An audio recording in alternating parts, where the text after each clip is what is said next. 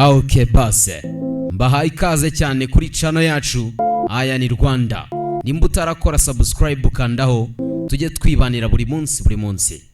Amazina yanjye nitwa Yamani, nitwa Biza Yuza. Mu gutangira nta kuntu umudamu yasuwe n'inshuti ye magara ndetse ari kumwe n'umugabo mu rugo. Umugabo we ari gukina n'inshuti magara, umudamu ari hakurya abareba, ndetse umugabo yisanzuye cyane, yisanzuranye n'inshuti magara y'umugore we. Dore ngo umugore arabibona bikamutera siki, yarabibonye biramurenga. Ako kanya ahita abwira umugabo we ati, sheri ntiwibagirwe ko ufite umugore. Umugabo ati, ariko nibisanzwe turi gukina n'umukino ntabirenze. Ni gutya abagabo bamera. Umugore ariko ntago abyumva, ntago yumva ukuntu rwose inshuti ye magara yahuje n'umugabo we cyane. Ndetse muri ako kanya inshuti ye magari musaba umubano, iti ntago wampereza umubano beston kwa kundi babitana. Mudamu ajya hakurya ajye kuzana umubano, inshuti ye magara imutubye umubano. Nebye muri miruwari hakurya abona umugabo we yisanzuranye cyane n'inshuti ye magara. Bariyumanganya. Ndangije aza kubabaza nimba batabafasha akaruhuko gato, ibintu byo gukina bakaba babihagaritsemo bakaruhuka. Umugabo ati, nta kibazo turuhukemo gato. Inshuti magara besto yegera imbere aze yakira umubano, abanze ashyire mu musatsi. Undi arangije aramuhobera, ahita mwiba telefone. Abonye afite ukuntu ari kurebana n'umugabo we cyane, abonye afite impamvu nyinshi cyane zo kubakeka, yahise amwiba telefone. Undi amubaza impamvu rwose amuhobera. Undi ati, rwose nagira ngo nkushimire, nta kindi kitari ukugushimira. Ni Slay Queen irashaka gutwara umugabo w'inshuti yayo. Ako kanya umugore ahita ababaza nimba batasangira wine. Umugabo ati, nta kibazo rwose, kubera ikiza tutasangira. Slay Queen acaho ajye kuzana wine basangire. Ndagira ngo ure witonze. Umugabo ari kugerageza guca inyuma umugore we, abyirebera imbere y'amaso ye. Urebe, ariko umudamu yabaketse. Mpamvu ki sasa umudamu agukeka agaceceka? Bakagira ibanga bate?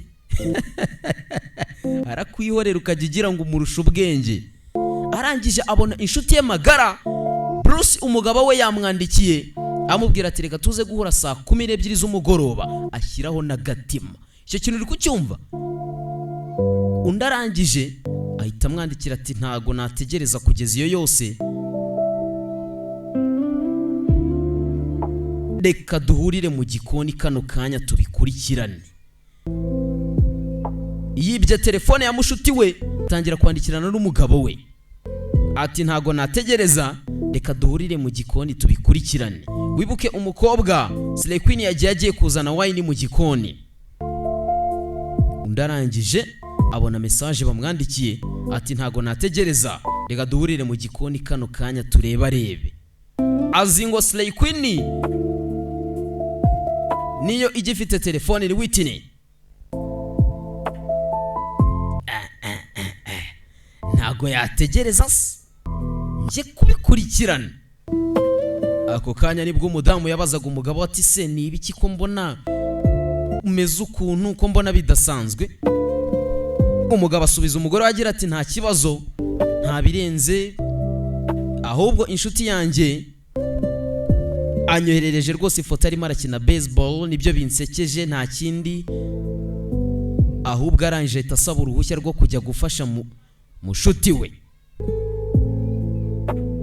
Asaba ubufasha bwo kujya gufasha Slay Queen gusuka wine. Byahe ko bagiye kumuca inyuma, ko bagiye kubikurikirana.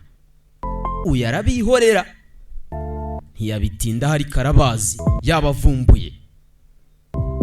Arangije areba kuri tapi bakiniragaho. Ndagira ngo ure witonze. Hakuno arabategereza, baragenda baratinda, arabihorera. bamarayo amasaha 2 arabihorera. Urebe hano ari uwinda hahita kubaza ati gute musuka wayina amasaha 3, undi yarabihoreye. Yarabaretse baragenda bakora ibyo bakora, baragaruka cyicaye agitegereje. Reba inshuti z'iki gihe, kaguca inyuma ku mugabo wawe kandi noneho muri no kumwe mu nzu, barasangira, arabihorera. Agira gute? Arabihorera. Nabo babigira imikino. Shiri tuzajya tubikurikirana, ntago azigera bimenya. Byahe ko yamaze kubamenya.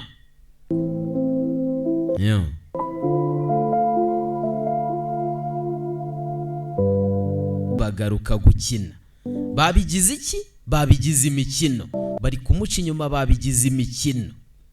Nawe arabihorera, abigira imikino. Dore ngo umugabo aratangira kwibuka, ndetse mu mutima akivugisha ati ntangiye kubyibuka sha, mukanya uburyo nagiraga mbikurikirana. Reba Slay Queen, umugabo akomeza gukina n'umukobwa kandi umugore wamuri imbere amureba. Akomeza gukina yibuka uburyo rwose akaboko ke k'iburyo kari karaha, akibumoso rwose nako kari karaha, ni gutya nabigenje, ni gutya nabikurikiranye. Byo ni byo umugabo ari kwibuka ndetse yivugisha mu mutima we. Reba uburyo Slay Queen ro umugabo w'abandi kandi nyiri umugabo ahari.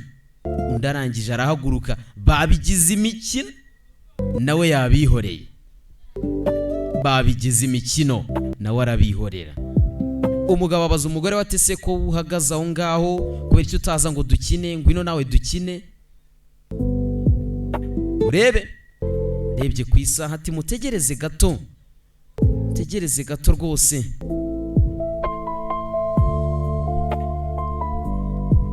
Urebe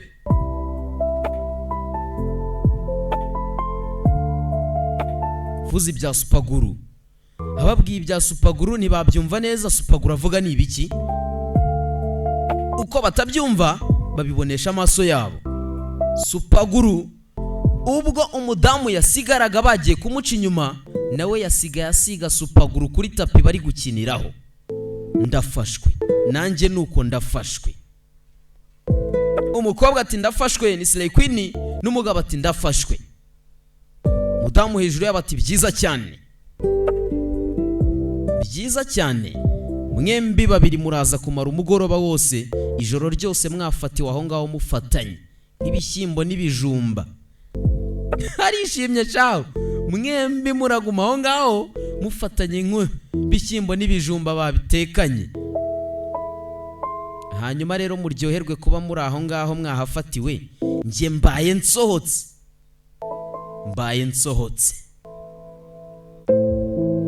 Ahangaha baratakamba ntabasige hano, ntagende bafashwe hano kuri tapi iro Supaguru.